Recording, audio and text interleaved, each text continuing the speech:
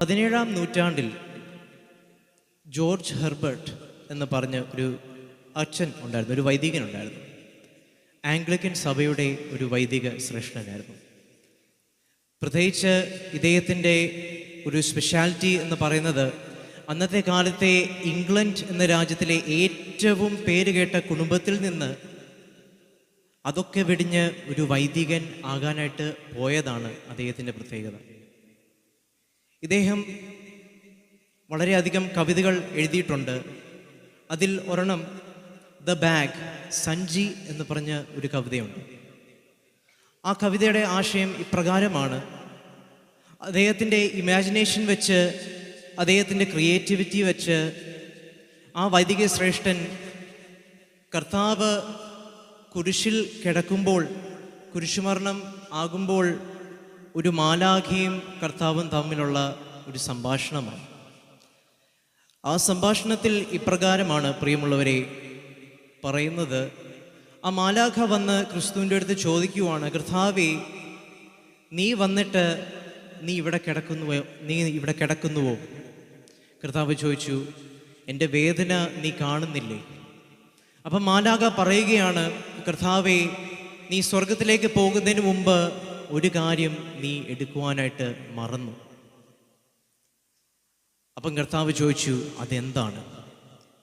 മാലാഖ പറഞ്ഞു, നീ എന്നെ ഏൽപ്പിച്ചതായ, എന്നെ ചുമതലപ്പെടുത്തിയതായ നിന്റെ ജനത്തിൻ്റെ പ്രാർത്ഥനകൾ നീ കൊണ്ടുപോകാനായിട്ട് മറന്നു.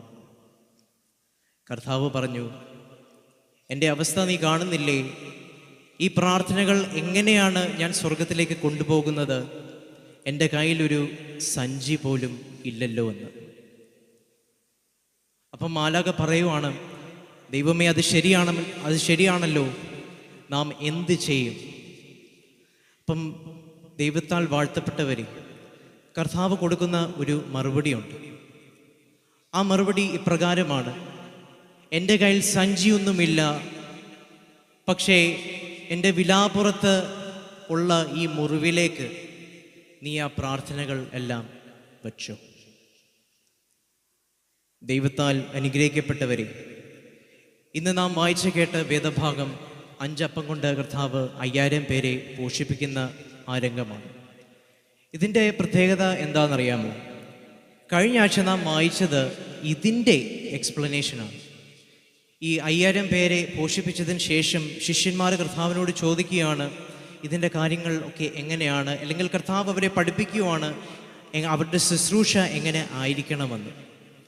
അപ്രകാരമാണെങ്കിൽ ഇന്ന് കർത്താവ് 5 അപ്പം കൊണ്ട് 5000 പേരെ പോഷിപ്പിച്ച ഈ രംഗം കഴിഞ്ഞ ആഴ്ചയുമായിട്ട് നാം വായിച്ചു കേട്ട ആ ജീവൻ്റെ അപ്പവുമായിട്ട് എന്തായിരിക്കും ബന്ധം?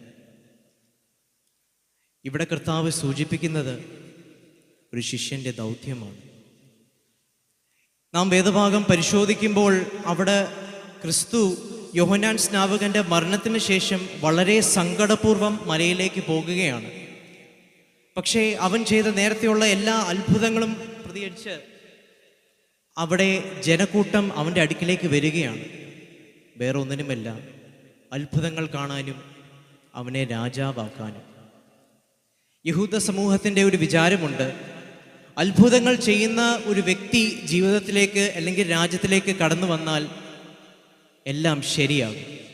ഇത്രയും നാൾ അവർ റോമാക്കാരുടെ കീഴിൽ ജീവിച്ച ജീവിതം എല്ലാം അടിച്ചോടിച്ചിട്ട് അവർ ശക്തമായി വിജയിക്കും എന്നായിരുന്നു അവരുടെ ഒരു വിചാരം. പക്ഷേ ജനക്കൂട്ടത്തിൻ്റെ സങ്കടം ആണ് ക്രിസ്തു ഇവിടെ കാണുന്നത്, അവരുടെ വേദനയാണ് ക്രിസ്തു ഇവിടെ കാണുന്നത്.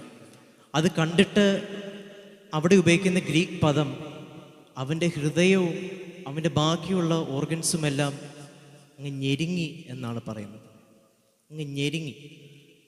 ഓൾറെഡി അവന് ഹൃദയത്തിലൊരു വേദനയുണ്ടായിരുന്നു. സ്നാപകൻ അല്ലെങ്കിൽ അവൻ്റെ മുന്നോടി മരിച്ചതിൻ്റെ വേദനയ്ക്ക് ശേഷം ഈ വേദനയും അവൻ്റെ ഹൃദയത്തിലേക്ക് കയറി. പക്ഷേ ആ വേദന വെച്ചാണ് പ്രിയമുള്ളവരെ ക്രിസ്തു അവിടെ ചെന്നിട്ട് അവർക്ക് രോഗസൗഖ്യവും മറ്റു കാര്യങ്ങളും ഒക്കെ ചെയ്തു കൊടുക്കുന്നത്. അതിൻ്റെ അർത്ഥം ജീവൻ്റെ അപ്പം നമ്മുടെ സങ്കടങ്ങളും നമ്മുടെ വേദനകളുമായിട്ട് നാം ദേവാലയത്തിൽ പോകുകയാണെങ്കിൽ അവിടെ കൊണ്ട് ഒരു ശിഷ്യൻ്റെ ദൗത്യം അവസാനിക്കുന്നില്ല. ശിഷ്യന്മാർ അവർ കർത്താവിൻ്റെ അടുത്ത് പറയുന്നുണ്ട്, പ്രസംഗമൊക്കെ കഴിഞ്ഞില്ലേ, നമുക്കിവരെ വീട്ടിൽ വിടാം. പക്ഷെ കർത്താവ് അവിടെ പറയുന്ന ഒരു കാര്യമുണ്ട്, യു ഗിവ് ദം ഫുഡ്, നിങ്ങൾ അവർക്ക് ഭക്ഷിപ്പാനായി കൊടുക്കുകയും. പ്രിയമുള്ളവരെ, ദേവാലയത്തിലേക്ക് വരുമ്പോൾ നമ്മുടെ ജീവിതം മൊത്തം കർത്താവിൻ്റെ മുന്നിൽ സമർപ്പിക്കുമ്പോൾ ഇവിടെ എന്താണ് നടക്കേണ്ടത്? എന്താണ് ഒരു ശിഷ്യൻ്റെ ദൗത്യം? ഒന്ന് ആലോചിച്ച് നോക്കിയാൽ വേദനകളും പ്രയാസങ്ങളും ക്രിസ്തുവിൻ്റെ അടുക്കലേക്ക് കൊണ്ടുവന്ന്, അല്ലെങ്കിൽ ഈ ദേവാലയത്തിലേക്ക് വന്നിട്ട് നാം പെന്തിക്കോസ്തി പെരുന്നാളിലൊക്കെ വായിക്കുന്നുണ്ടല്ലോ, ഇതൊരു സ്വർഗരാജ്യമാണെന്ന്. ഒരാളുടെ അടുത്തെങ്കിലും നമുക്ക് തുറന്നു പറയാനായിട്ട് ഇത്രയും വർഷത്തിനിടയ്ക്ക് സാധിച്ചിട്ടുണ്ടോ?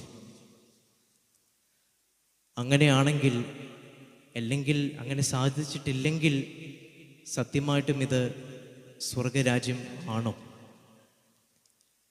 നമ്മുടെ ദൗത്യം എന്താണ് പ്രിയമുള്ളവരെ?